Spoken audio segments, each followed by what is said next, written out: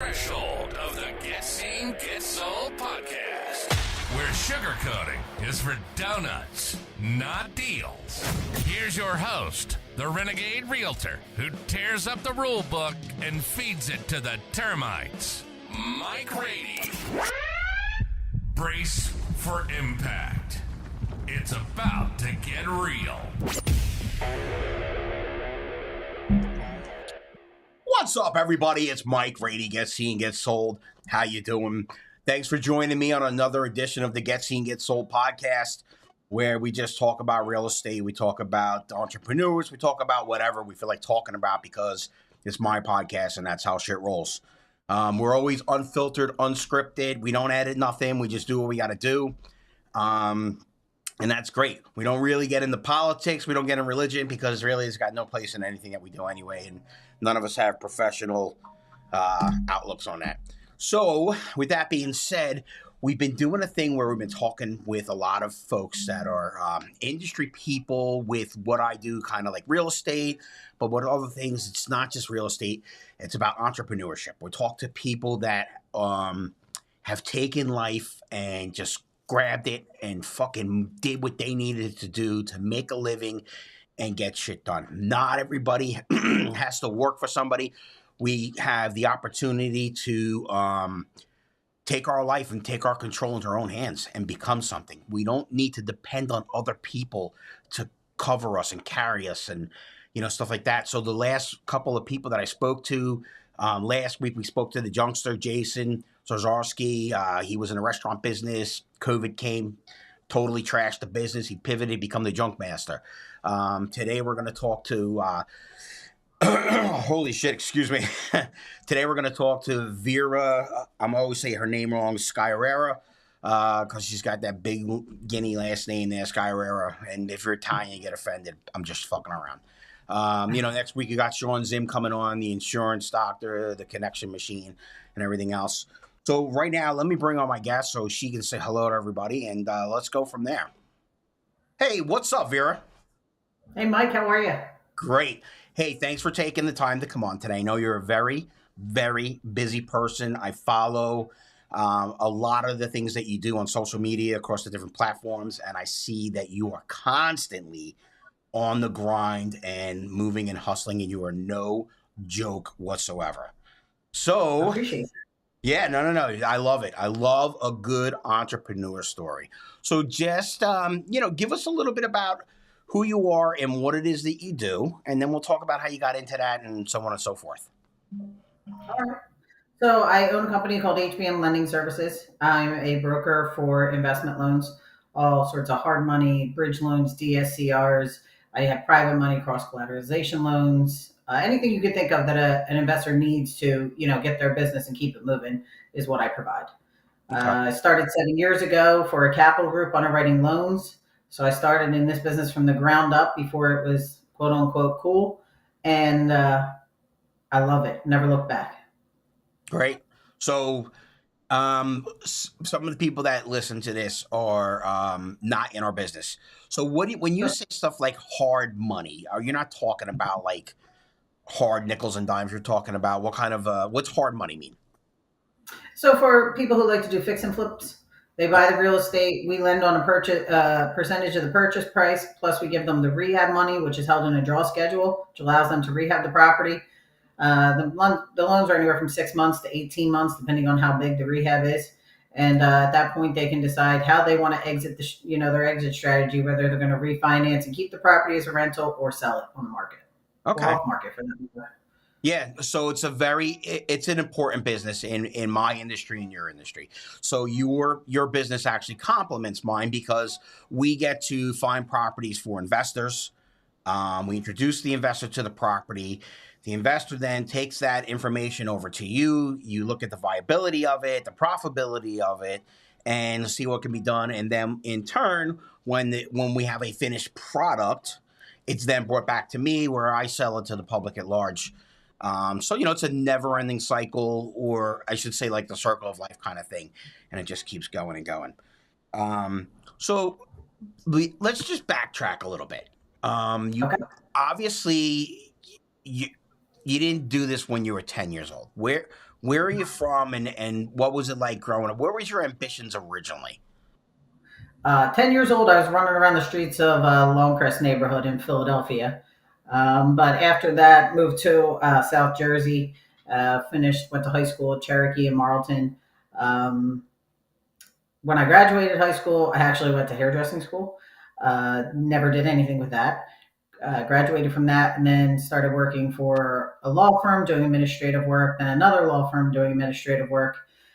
Stayed in that for at least 7 years. Ended up working for the chief of surgery, administrator, head of neck cancer at Fox Chase Cancer Center. Then left and jumped into the restaurant and bartending world, where I pretty much stayed until maybe 10 years ago. Worked for a company in South Jersey, went into sales doing hard epoxy flooring.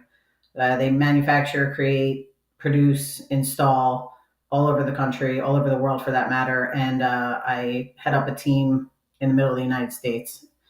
And that was really how I got into sales. And then just got into real estate, fell in love with it by buying my own first home, living in it, fixing it up, selling it, saw the money I could make, and just jumped in head first and went from there.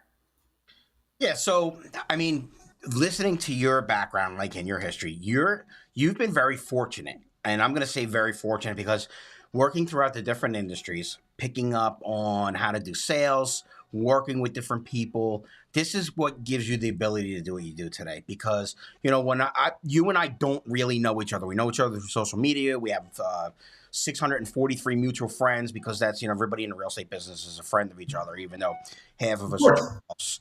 But and I'm not going to say which ones because then I get in trouble and then the board's calling me or whatever. I mean, let me not talk negative about the business. We are the greatest business in the world. Everybody's so happy and knowledgeable and knows what they're talking about. We all love each other. Oh, do we ever? The complaint line is 856-558-3464. Okay, and that's my actual cell phone number. But I think it's great when you can diversify and you can you had a few things that you tried in life, worked, successful. Maybe you're mediocre at some of the stuff, but it still gave you great knowledge. It gave you great ability to read people, how to talk to people, because the business that you're in is not easy. And there's a lot of risk taking. There's a lot of stuff on the line. And real estate markets, at the end of the day, real estate always goes up, but it does flatline. And very rarely does it roll back. But nonetheless, there's a lot of judgment calls that you got to make. And I think a lot of the stuff that you've done has really prepared you for that. And I think it's awesome. Is there anything that you see would be coming up soon that's going to be really challenging, the market changing, or some kind of hurdle that you think is coming up? And if so, what do you do to pivot? Like, what do you do to keep motivated and keep moving? So I know we said we weren't going to talk about politics, but we got to talk about the election coming up. It's definitely causing changes, alterations in people's plans or how they were buying or investing and stuff like that. So, I mean, it's definitely something you got to keep your eye on. I can't sit here and say it's going to get better if it falls one way or it's going to get worse if it falls another way. But people are definitely, tightening up a little bit, changing up how they invest, what they're looking for. Some people believe one thing, some people believe another. Every time there's an election, everything dips a little bit. Just is what it is. And then everybody waits to see where the pieces fall, and then they pivot and keep going. Yeah, I agree with you there. You're right, and I don't talk about politics. And you and I briefly talked about it. We're not, whether you vote for Biden or Trump or whoever's going to fill in for Biden if he doesn't make it to the end of the race there. But it is right. I mean, who you vote for this election is not going to make a difference in the market for at least another 17, 18 months anyway. It's not going to be an automatic switch. So we all got to be prepared no matter what for whatever's coming down the road at us. We tell people hold on to at least 3 months runtime money, future plan. There's only so much you can do anyway. I'm not saying people should be watching politics or, tracking everything, but have a general idea. Don't be a friggin' stonot or a dummy and not pay attention to what's going on.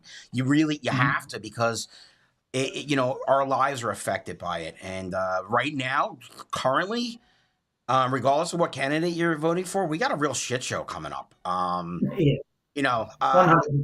it is. I mean, I think our country's kind of like a laughing stock, but right now, and we don't get the respect around the world that we used to because of all the nonsense. But it is what it is, and it'll get straightened out. And at the end of the day, we're all gonna have to go to work still. We're all gonna have to pay our bills. We're gonna have to take care of stuff, unless you go to college and you get a free fucking loan. But Yeah, I don't do no, because I went to school of hard knocks and busted my ass every day to get where I'm at, and it don't always work.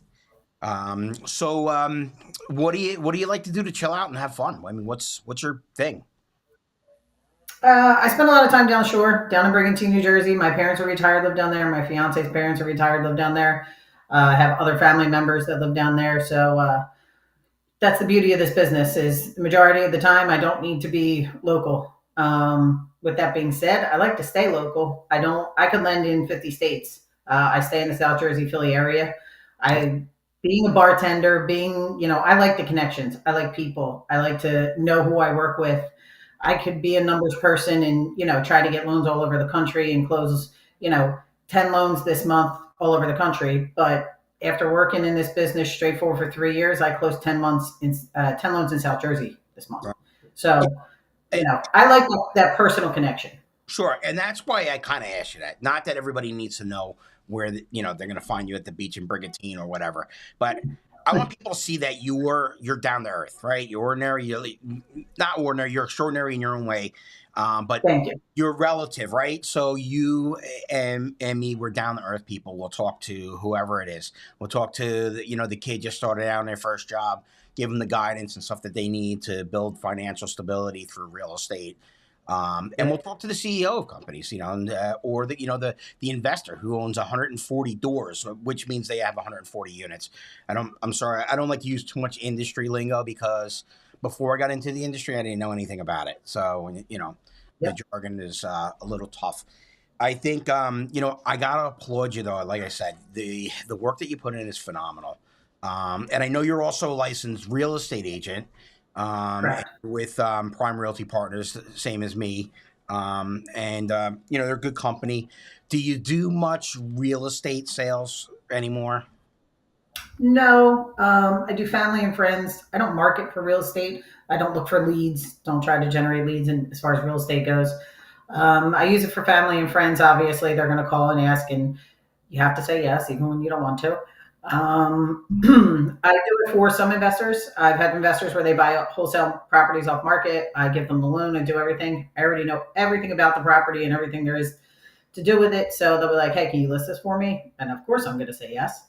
It's pretty easy, simple task once, because they're right. I do have everything. I have the before pictures, the after pictures, every detail, every receipt, everything that, happened with it. I already have title, insurance. I got everything. So it's a pretty seamless transition for them and myself. And then I've sold my own properties as well. Yeah, it's great. I mean, that's good. Look, we all try to work for family and friends and do what we can. Sometimes working for family can be a little tough. If my aunt and uncle, Bobby and Laura are listening to this, not you guys were great to work with. Love yous. I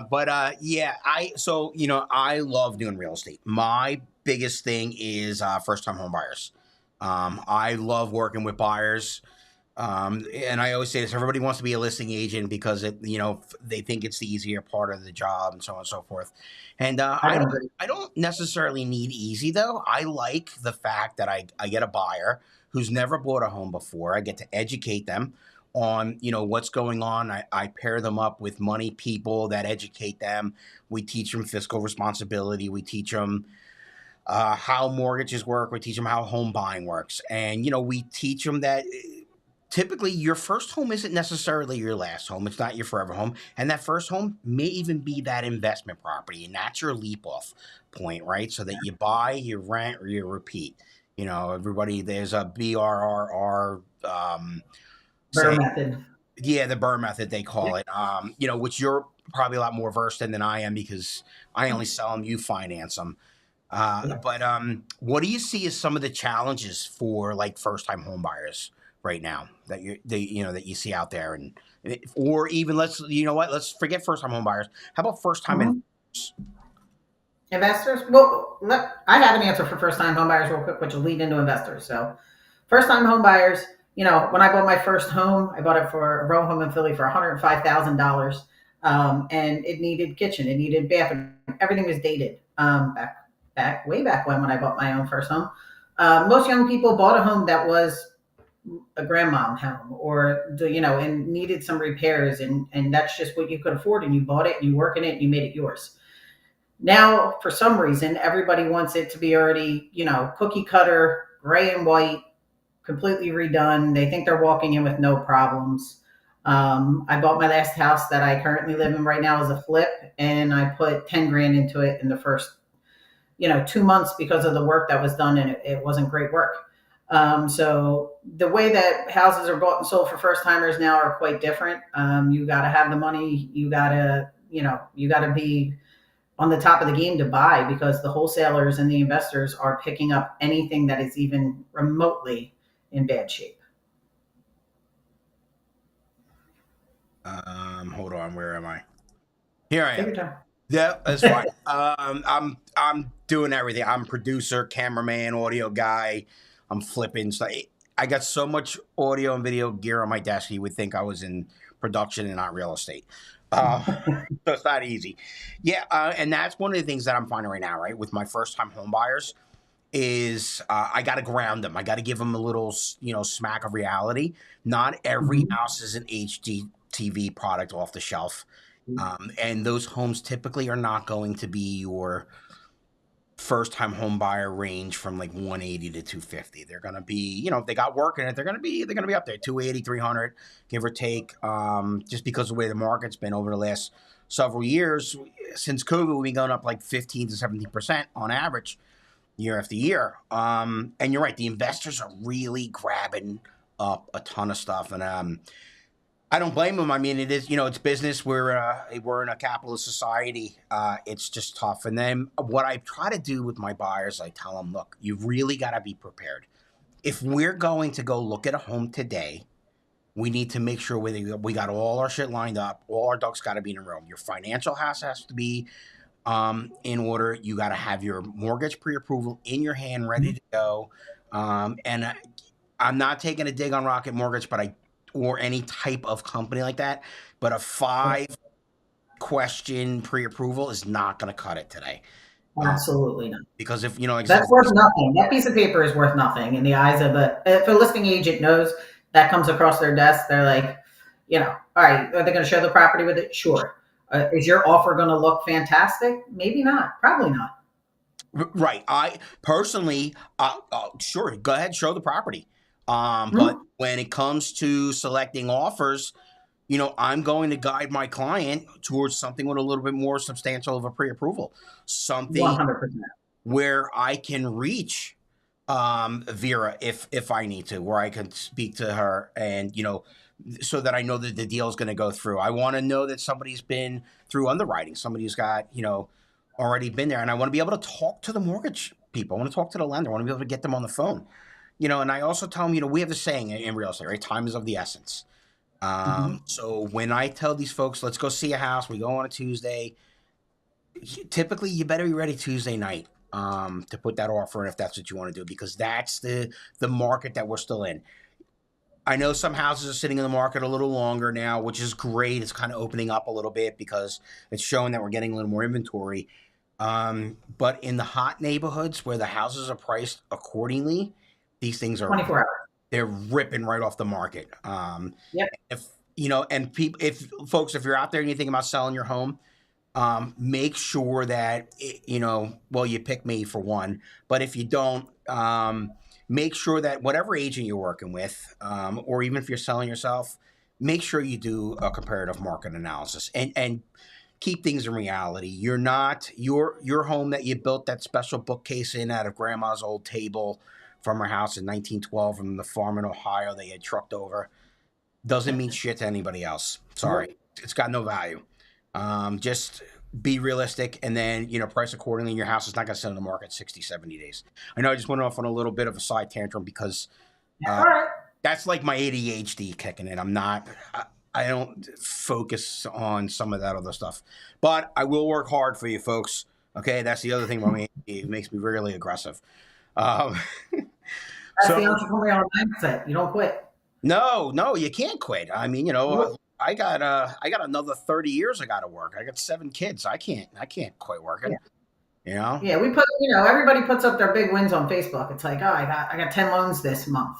Well, I spent, I don't even know how many hours writing proof of funds, talking on phones with the agents to try to get them, their offers accepted, and all the work that goes behind that, and all of the losses, That's all right. of the ones we didn't get. Yep. Nobody sees that, but there's a lot more losses than wins, especially when you're in this business. I agree 100%. And you're right. Right. So, we flex, right? We're on Facebook, we're on Instagram, or whatever the social media is, and we're flexing. Yes, I sold 4 houses this month. I got 3 closings today. Look at me.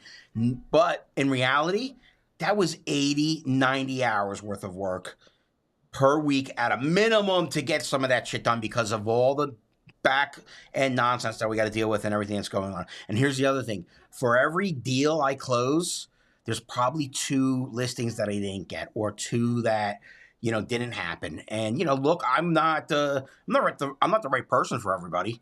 Yeah.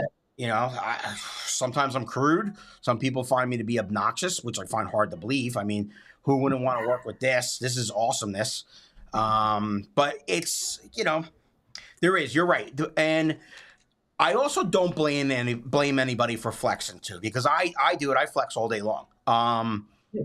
If you don't celebrate your wins and show other people your wins, they don't know that, right? So if you're not seen, then you're absent, then people kind of tend to forget who you are. So I make sure that I put out a lot there with advertising and flexing.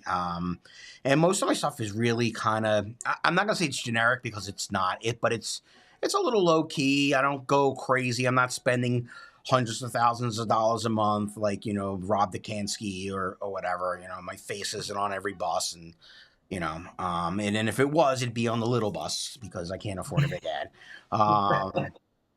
So how do you, with all that being said, let me segue into when it comes to advertising stuff. How do you get your clients? How do people know to come to you? So this is actually one of my favorite questions. I spend $0 on marketing, minus my, my T-shirt with my thing and a little bit of swag products that get given out. I don't market. Everything's word of mouth. There are investors that I've worked with, agents. I go to brokerages. I teach. I think the best thing we can do as entrepreneurs is to teach everybody else in this business. I spend so much time on the phone with agents who are touting themselves out there as investor friendly, or what other hashtags they use, and it's smart. It definitely that they want to pivot in this market too, and that's the way you want to go, because everything is wholesale and investors. So for agents to do that, that's great, but they got to learn, otherwise they're not going to be successful. Just because you can sell a house doesn't mean you're investor friendly. You got to learn it. So I go to brokerages, and or team leads call me, and I go and I teach them how to put an offer in for hard money, which is completely different than anything they've ever done before. But if they don't do it correctly, they could lose a lot of money for an investor, or lose houses. So I teach. I go around to I do some networking events, really only for people I like to support them, and I get some leads from there, but mostly it's word of mouth, 100%. Yeah, I like it. That's a real organic, right? That's a real organic approach to it. And being hyper local and hyper focused, kind of like on the South Jersey, Philadelphia, across the bridge kind of area there, is great. And I don't know what the measurement is completely of success. I don't know what says you're successful or I'm successful. Whatever the measurement is, I know this, right? 85% of realtors fail in their first year and are out of the business. They're done. I just rolled into my 6th year. I'm still here, so I must be doing something right. But like I said, I don't spend really any money at all on advertising. A lot of what I'm doing is organic. It's word of mouth. It's working with people that gave me the opportunity, and then just growing and expanding from there. And then I love the fact that you're educating people, because there's real estate agents don't know a lot of shit, and the reason is because, and I've said this before on this podcast. Real estate school doesn't teach you about real estate. It teaches you how to pass the real estate exam. 100%. The hard money lending part in the book, I'm going to look it up later. I'm going to say it's like 2 paragraphs, even that. If it's even, I it's think not. Very. There's not much at all. They don't even talk about it. It's in the book, but they don't even teach it at all. The instructors won't even speak about it. They skim right by it. It's not even there. There's no questions about it on the test. Nothing. Right. And, so like some people are going to watch this and want to go buy a house. I'm like, oh, I'm going to get a hard money loan. Hard money loan isn't necessarily for everybody, though. It's more or less for investors. Comes with, a little bit different of caveat. Non-owner occupied. Yeah. Your payment schedule is a lot more aggressive. You do get, a quick approval. And the good thing about hard money is it's the equivalent of cash. Yes. So well, yes and no. See, that's where it gets a little hairy when you come into play with putting, an offer in. You can write it up as cash. It essentially works a lot more closely to cash than traditional financing does, but it's not. And if you don't check that mortgage box and write that there's hard money coming, well, right, it can get hairy. You're right. Well, of course you're right, because it's your business. You know what you're doing. I agree with you. I kind of misspoke a little bit, but you're right. When I do write up something, I write it up as a mortgage, but I write it up as hard money. And then with the 100%. That's just going to be some terms and conditions that have to be met, but it's not going to be the standard rules in that box of FHA or conventional. It's going to be a different set of rules, a little bit easier, I think, less hoops to jump through if everything lines up financially and you can get it done. Not saying that it's just automatic guaranteed you're going to get it and that's the end of it, but I think it's a great product. And then again, like I was saying, I love the fact that you're educating people. I personally, I like to do events where I'm going to sit down in front of a group of technicians or, cafeteria workers or, a school board or something. And I'm teaching them the value of buying a house. There's a lot of programs that people don't know about. There's a lot of free money out there. Obviously it's got some stipulations. There's some, I'm going to say there's some string attached, some stuff you got to get an education on 2-3 hours of school or whatever, but there's a lot there. I mean, and the business is constantly evolving. I just found out about a PHFA loan, which is not just for Philadelphia, but they'll give you 5% of your down payment up to, I think, like $30,000. And they will still even lend you money to make repairs on the home too. I was like, holy crap, that's mind blowing that people don't know. You know what? That's amazing you said that, Mike, because even in real estate, across the board, being a licensed agent and seeing some stuff, I can't tell you how many agents don't know anything about loans or mortgages or funding or how it works. And they literally just dump it off to their mortgage person. Right. And, that can be good if you got a really great mortgage person who takes care of everything. But if you don't know the mortgage, the programs that are out there for first time home buyers and stuff like that, you're doing your client a disservice because they might say, I can't buy that house. I don't have enough money to put down on it. And you might be like, hey, there's this program. You probably do. You just don't know it. Right. And that's why I like working with first time home buyers, because there's so much advantage out there for them, which helps me become a better agent for them. And then, I don't know all the intricate details of it, right? There's a lot of rules and regulations, but I know enough to get them to the mortgage person, whoever it's going to be, and say, hey, talk to them about this product, see what they can do for you, so on and so forth. And I'll also say, if they're not willing to do it or not looking into it, maybe they're not the right mortgage person for you. I don't want to slight anyone, but some people just don't do certain types of mortgages. And that's fine. At the end of the day, it's your money, people. You're the client. It's your money. I didn't earn your money. I didn't have to stay at work, miss the kids' weekends and, rehearsals and baseball and all that shit. It's your money. Spend it accordingly. Spend it the right way. You got to advocate for yourself and you got to shop the right way. And I like I said, I know just enough to be dangerous. And I always say, people, I'm not the money guy. But this is what I know. Go find out more, and then let's get it done. And that's perfect. Most people don't, so good for you. Yeah, well, I'm hoping to stay That's in, why you're here 6 years later. I'm That's why hoping you're to still stay in here this 6 years business later. for like another 20 years, you know? There you go. Um, but so what are some of your like, what's like for this year so far? What's your Mhm. biggest win up to date? Today is July 10th. We're a little more than halfway through the year. What's your biggest win Mhm. to date this month, this year, this year? You mean specific loan or just personally in Yeah, general? what do you think's the highlight for, what do you get up in the morning and go, fucking thank God, man, that went well. I feel good, or I'm happy about Yeah. this. I think last year, definitely a lot of lessons learned that I brought into this year, personally and business wise, that I implemented. And as of July 1st, I have almost doubled my loans closed and my money out there on the streets since from all of last year. You sound like a So, schlock. You're like, my money out on the streets. Yeah. I need 11 points on a VIG over here, and if you don't show up, yeah. you Hey, know, listen, it's a little bit like that, especially with some capital groups and my private investors. You know, they'll call me up and they're like, stop giving me loans. I'm maxed out. They're like, I got to wait to get some money back in. And I'm like, okay. And I go to the next, which is the beauty of being a broker. Some places will just call and be like, listen, we can't fund your loan this month. And you're like, wait, what? I went through underwriting. You said you could. They ran out of money. It happens. yeah. Oh, So, sure. yeah. Uh, I like what so you said, lessons learned, right? And you were able to implement shit that you learned last year and you brought it into your business this year. Um, I think what you said without saying it is some stuff might have went a little sideways last year and it taught you a little bit of a lesson or whatever. And you didn't fucking panic. You didn't lay down and crawl up and cry into the ball. You took that Nope. information, you moved forward, and you use that as your solid rock to spring forward. So I mean, I that's might have cried once or twice in a few Jack and Cokes. I might have cried a little bit. Don't all get me right. wrong, but you got to pick the pieces up and keep moving. You got to learn how to pivot. You got to learn how to ride the waves in this industry. And even as an entrepreneur, it doesn't matter what business you're in. You got to take those losses, take your Yep. lessons, use it, and get back up that hill. Yep. Keep going.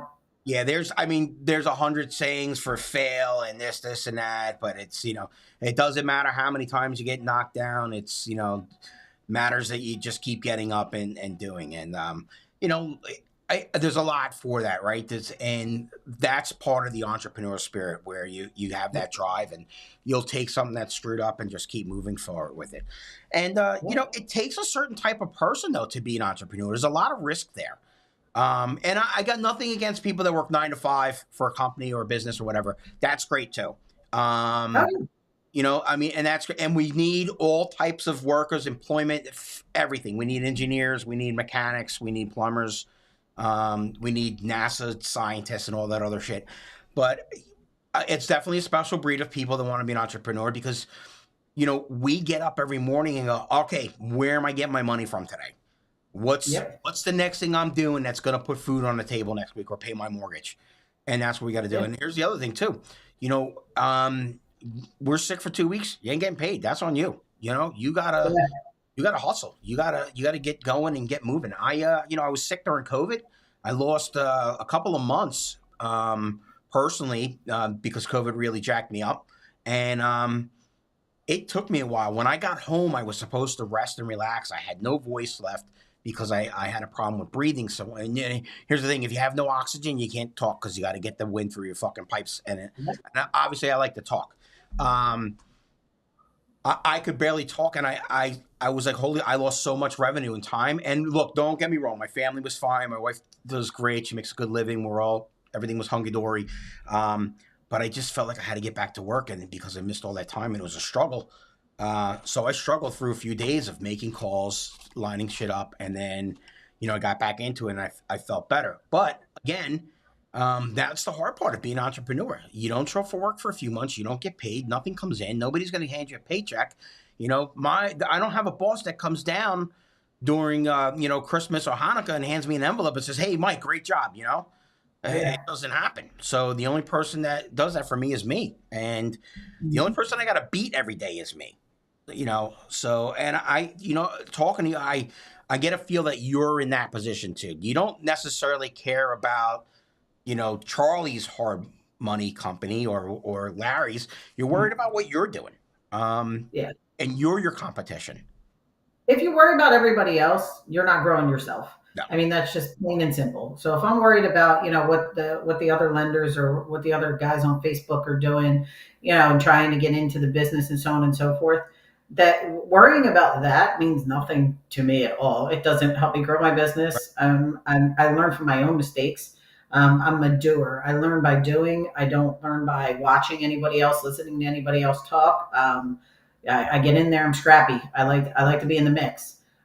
So being worried about anybody else means nothing to me. And just like in real estate, if you're worried about the agent in your office that sold, $50 million in the first 6 months, and you're like, I've only had 2 closings. What is that going to do for you? Absolutely nothing. Right.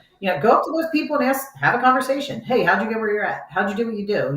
Learn from them, but not by worrying about what anybody else is doing. There's plenty of loans to be had. There's plenty of houses to sell and buy and clients and everything else. There's definitely enough work out here in this world for everyone in every industry, not just real estate or banking. Yeah. There's plenty of stuff to do out here. There's opportunity out here all the time. I follow Gary V. Some folks have Gary V is a very outspoken speaker. I'm going to say he's pretty much self-made because he did start in the wine business and it was his parents' store, but he took the reins and really took them from making next to nothing to millions a year.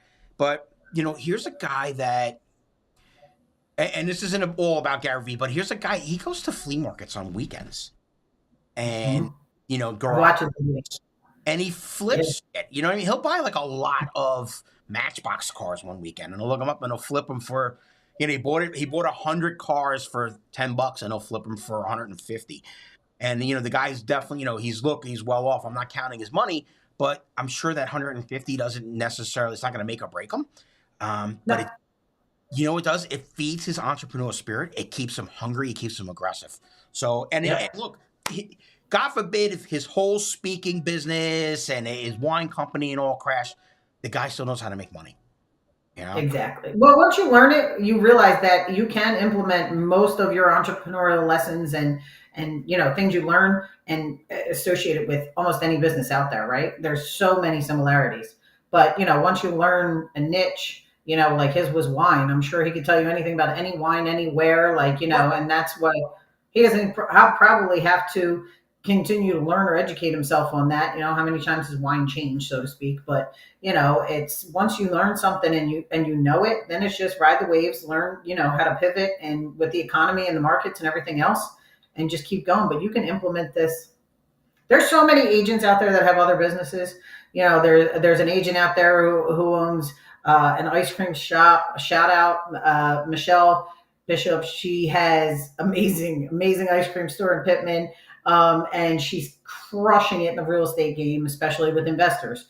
There's so many investors and agents out there that have other businesses and so on and so forth. And once you get that entrepreneurial mindset, like I said, once you get it right, you can take it anywhere, any passion you have. Yep. Yeah, right. And you're right. And that's just how you apply it and you go and you got that drive. So,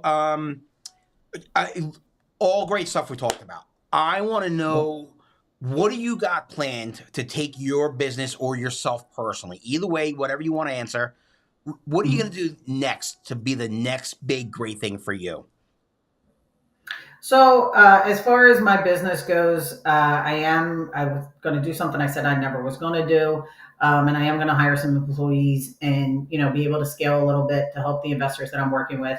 There's a lot more new investors coming on the scene, and working with new investors takes a lot more time, manpower, hours. Right now it's me, myself, and I have no employees. I do everything. I answer the phone. I send the emails. I underwrite. I talk to the lenders. I talk to the agents. I go teach the agents. I do it all. But I got to get a little time back for me. And there's other ventures, outside of real estate that I want to get into. And so I am going to grow a little bit. I'm not going to be corporate. I'm never going to have, 50 employees in a big office and all of that. But I am going to scale a little bit so that I can do some other stuff myself and spread it out. That's a great answer. Well, obviously it's your answer, so it was going to be great anyway, right? Who cares what I think about it? Well, but I agree with you. So one of the things that I'm still learning, I'm still learning. I'm this handsome and 52 and still learning things. I need to learn how to give up some stuff, relinquish some of the control. I need to let other people do and handle stuff for me. I have a real estate team, the Get Seen Get Sold team. We cover South Jersey, we carry Pennsylvania, we're bilingual, and we have a lot of referral networks across the country. We just closed a deal in Arizona. We got one going on in Texas, and we're up in Staten Island with some folks. But besides that, a little self-promotion, there's nothing wrong with that. I get it.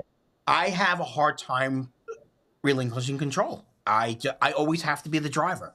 When I was the kid and we stole the shopping cart from Pathmark, I was the guy that had to push the cart. I didn't want to be in it because I needed to be in control. And I still struggle with it. And you know what? When you learn how to relinquish some of the control, you manage at a higher level. It gives you back some time, right? Because this is why you're doing it. You're not working for the sake of working. You're working so you can have yourself a better life and everything. And what you said is so important that a lot of us miss, myself included, is getting some time back for yourself.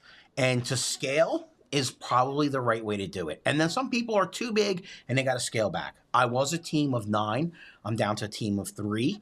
It's a lot more manageable. It's a little bit more intimate, and it works a little bit better. I didn't want to work for myself to work 80 hours a week and get like next to nothing done. So I was scaling. I have, I use a professional transaction coordinator.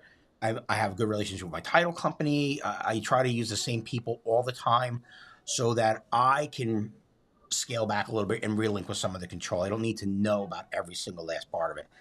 100%.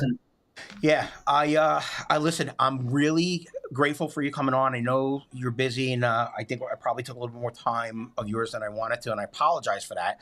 But it was great talking to you. I love your tenacity. I love your drive. I love your honesty. I love how down to earth you are. I love how high your hair is. This comes from a bald guy. Look, and you can see the shine on my head from my office dining room light, because this is my COVID office. But can you please tell people how to find you if they need something? Yeah, sure. So you can find, well, first of all, cell phone is in my hand at all times. So, give me a call, 484-358-6666. Social media, Facebook, Instagram, search HBM Lending Services or my name, Vera. It's going to come up. Anything you need, I'm available. And when I say 24/7, it's pretty close. I catch myself sending emails back to people at 2 a.m. going, what am I doing? So, I'm always available and always here to help. All right. No, it happens. I do the same thing. I miss an email. I might send one back at 2. I don't expect you to respond. Exactly. But if you do, you do. It is what it is. But Vera, thanks again for being here. I really appreciate it. And I'll have everything in the liner notes, folks. And as always, all her contact information will be in the notes. You'll be able to reach her as soon as I adjust it. Just so folks know, they'll be able to find you on this podcast later down the road. We'll be on Spotify, iHeartRadio, Apple Podcasts, and some like another 150 little mom and pop podcasts, things I don't even know about. So Joe Rogan, look out, we're coming. But I thank you very much. And I think I'm actually going to wrap up today with that, and really appreciate everybody coming in. Thanks, Mike. Thanks, everybody who tuned in. I appreciate it. Thank you. Oh, folks, openhouselist.net. Every open house, every city, every weekend. Openhouselist.net. Fuck Zillow. All right, renegades and rulers of reality. That's a wrap on another ruthless round of the Get Seen, Get Sold podcast. Stay wild. Stay wild. Keep your listings lit and your negotiations nasty. Until next time, don't just get listed, get seen, get sold. Drop the mic.